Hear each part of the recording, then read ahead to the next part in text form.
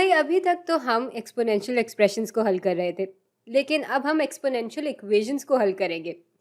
यहाँ इक्वेशन में 26 की ताकत 9x जमा 5 दी हुई है और ये पूरा एक्सप्रेशन बराबर है 1 के। चले मैं आपको एक छोटा सा इशारा देती हूँ जिसकी मदद से हम इस इक्वेशन को बहुत आराम से हल कर पाएंगे। भाई किसी भी चीज़ की ताकत जब सिफर होती है तो वो 1 के बराबर हो जाता है। मिसाल के तौर पे अगर हम 26 की ताकत को सिफर के बराबर रखें तो हमें 1 मिल जाएगा और इसके सहारे हम इक्वेशन के इस हिस्से को 26 की ताकत सिफर के बराबर भी रख सकते हैं और इक्वेशन की दूसरी तरफ आ जाएगा 26 जिसकी ताकत है 9x जमा 5।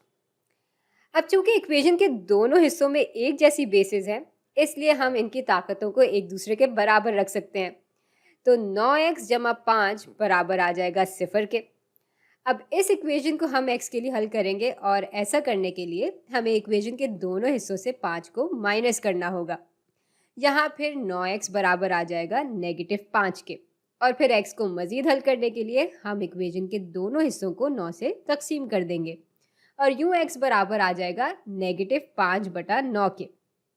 चलें एक और इक्वेशन को हल करते हैं। यहाँ 2 की ताकत 3x जमा 5 बराबर है 64 की ताकत x माइनस 7 के। ये इक्वेशन भी हमें x के लिए हल करनी है। अब बात यह है कि हम इन दोनों ताकतों को एक बराबर तो नहीं रख सकते क्योंकि ये दोनों बेसिस एक जैसी ही नहीं है और इसलिए सबसे पहले तो हमें इन दोनों की बेसिस को एक बराबर लाना होगा।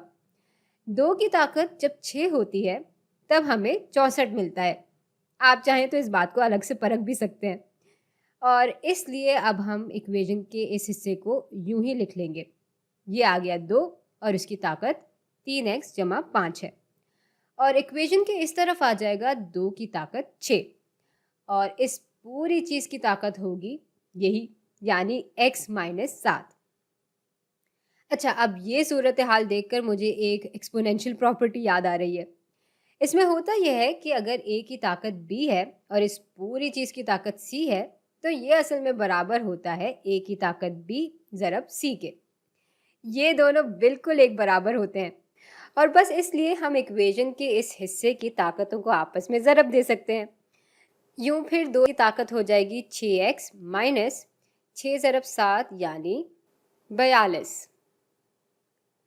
और इक्वेशन का ये हिस्सा अभी भी 2 की ताकत 3x जमा 5 के ही बराबर होगा और चूंकि ये दोनों बेसिस अब एक जैसी हो गई हैं इसलिए हम इन दोनों ताकतों को एक दूसरे के बराबर रख सकते हैं।